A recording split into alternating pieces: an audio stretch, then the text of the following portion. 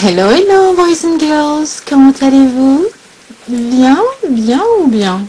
Moi, je dirais bien. Je me sens comme un poisson hors de l'eau parce qu'il fait une chaleur et que j'ai été obligée d'arrêter le ventilo pour ne pas qu'il s'entende dans l'enregistrement. Donc, je vais vous proposer de continuer à faire plus ample connaissance avec ma pomme.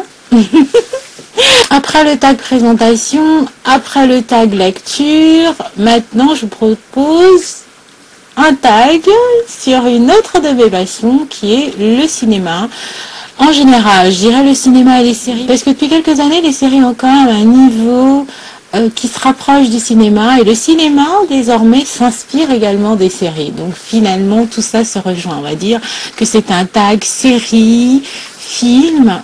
Je dirais même plus 7e art. En fait, il y a 7 questions d'un côté, 8 questions de l'autre. Je vais essayer d'être rapide parce que je n'aime pas faire de longues vidéos. Donc, allons-y. Question 1. La série que tu ne peux absolument pas manquer. Je n'ai pas de télé depuis des années. Donc, les séries, je les regarde sur Internet, en streaming. Après ce que j'ai pu voir dans le programme télé, il y a Fringe qui passe. Et c'est une série que j'aimais beaucoup. Elle passe très tard sur TF1. C'est J.J. Abrams qui est le producteur de cette série. Et effectivement, quand elle a commencé, je ne pouvais absolument pas la manquer. Mais sinon, il n'y en a aucune parce que je peux y avoir accès en ayant des saisons qui ne sont même pas diffusées en France. Donc, il n'y en a aucune. Numéro 2, la série qui t'insupporte le plus. Entre nous, comme j'ai pour habitude de ne pas me focaliser sur les choses qui me plaisent pas, quand quelque chose me plaît pas, je zappe. Il n'y a pas de série qui m'insupporte, il n'y en a pas. Parce que je les regarde pas dans ce cas-là, et donc je les retiens pas non plus. Question numéro 3, la série que tu aimais et qu'au fil du temps tu as cessé de regarder. Il y a Doctor House, il y a 2-3 saisons que je n'ai pas vues du tout. Parce que ça commençait vraiment à tourner en rond pour moi. Et j'ai vu la dernière saison juste pour le plaisir de terminer une saison. Le Mentaliste, je trouvais ça pas mal au départ. Le concept était original, l'acteur plutôt sympathique, bon, mignon quand on aime ce genre-là. Je trouvais les intrigues bien ficelées, je trouvais que c'était pertinent. Pareil pour Lie to Me. Lie to Me encore plus parce que c'était basé sur un personnage réel, de quelqu'un qui est capable de décrypter le langage corporel, les infimes détails que nous envoyons, parce que nous envoyons des signaux, notre corps parle autant que notre bouche, sinon plus. Et vraiment, je trouvais ça intéressant, sauf que l'acteur principal s'est mis mais vraiment à cabotiner et ça m'a tapé sur le système et j'ai arrêté de regarder.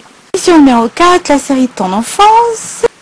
La série qui me rappelle les meilleurs souvenirs d'enfance, c'est une série que j'ai vue en Italie. Elle n'est jamais passée, sauf erreur de ma part, elle n'est jamais passée en France.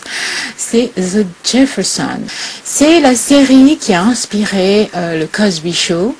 C'est vraiment la première série afro-américaine qui soit passée sur les ondes aux États-Unis. Je trouvais le personnage principal, Monsieur Jefferson, trop drôle. Et plus tout petit, hein, je crois que vraiment, il faisait 1m20 les bras levés, puis il avait une femme assez costaude. À chaque fois que je pense à cette série, je repense à cette partie de mon enfance, de ma vie, qui était vraiment heureuse quand même. Question numéro 5, une série française que tu aimes bien. Je regarde pas beaucoup de séries françaises, pour ne pas dire pas du tout. J'aimais bien Un gars, une fille. Et il y a aussi scène de ménage, quand je suis chez des amis et que ça passe, je regarde ça avec grand plaisir, j'aime bien. Voilà. Mais tiens, Raymond, Raymond, c'est exactement le même style que le paternel Jefferson dont je vous parlais tout à l'heure dans la série de mon enfance, voilà. Donc en dehors de ces deux-là, j'avoue que les séries françaises ne m'ont pas parlé pour l'instant. Question numéro 6, as-tu une série que tu as vue et revue? Il y a une seule série dont je suis capable de voir et revoir les épisodes sans m'ennuyer. C'est New York, section criminelle. Celle-là, elle me plaît beaucoup, surtout avec l'équipe constituée par Vincent Di Onofrio, je me souviens plus de son nom, mais enfin bref, voilà, le sosie d'Orson Welles. Question numéro 7, la dernière, la série dans laquelle tu aurais aimé avoir un rôle. Le cinéma m'intéresse en tant que spectatrice. Je ne me suis jamais projetée dans un rôle ou quoi que ce soit. Vraiment, pas du tout. Maintenant, on va passer aux questions 6 cinéma, film. Question numéro 1, le film que tu adores. Je l'ai dit dans le tag présentation que j'ai fait, j'ai beaucoup de films que j'aime. J'ai plusieurs films de chevet. Et parfois ça tourne selon les périodes. Évidemment, la trilogie hongkongaise dont je vous ai parlé, Infernal Affair. Donc, c'est un film hongkongais. C'est magique, c'est vraiment génial. C'est tellement génial que Martin Scorsese a fait une adaptation américaine avec Jack Nicholson, Leonardo DiCaprio, pardon. J'ai tellement l'habitude de l'appeler comme ça. Et je l'ai même pas vu, parce que j'ai vraiment peur d'être déçue. Autrement, il y a Entretien avec un vampire, avec Christian Slater, Tom Cruise, Brad Pitt et Antonio Banderas. J'aime beaucoup ce film parce que il traite de la problématique de l'immortalité, mais pas uniquement. Hein. C'est pas l'éternelle question. Qu'est-ce qui fait notre humanité? Pour une fois, les vampires ne sont pas présentés uniquement avec tout le glamour dans lequel on avait l'habitude de les voir. Question numéro 2, le film que tu aimais, que tu t'es lassé de regarder. L'affaire Thomas Crowe avec Steve McQueen et Faye Dunaway. J'ai beaucoup regardé ce film et puis au bout d'un moment, je sais pas, il a perdu de son charme. Alors, normalement, la partie d'échecs entre les deux me faisait toujours un effet bœuf, mais puis finalement, la dernière fois que je l'ai vu, je suis restée vraiment de marbre. Question numéro 3, le film qui te fait pleurer à tous les coups. Tous les films dans lesquels des enfants ou des femmes sont maltraités, moi ça me tout de suite, voilà, ça me prend mais par les tripes, quoi. Il y a aussi ce film que je regarde quand même une fois par an aussi et qui me fait toujours pleurer, c'est Amistad. Ce film de Steven Spielberg, c'est carrément mais poignant et ça me prend par les tripes et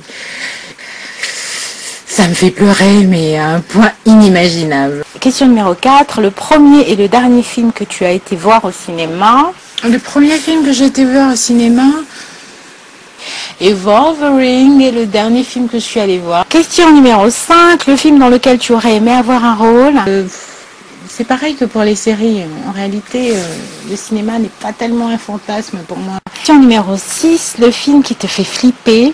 J'aime beaucoup les thrillers, mais je n'aime pas les films d'horreur.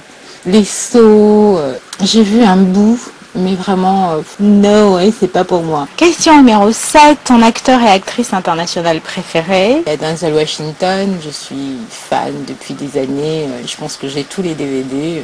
On s'est fait des soirées DVD, Denzel, Popcorn. Hugh Jackman est vraiment excellent. Oui, c'est chanter, c'est danser, c'est jouer la comédie. Angela Bassett est une de mes actrices préférées. Mon trio de tête, de cœur et de talent, ce serait Angela Bassett, Meryl Streep et Glenn Close. Question numéro 8, ton acteur et actrice français préférés. Benoît Magimel, Juliette Binoche et Julie Delpy.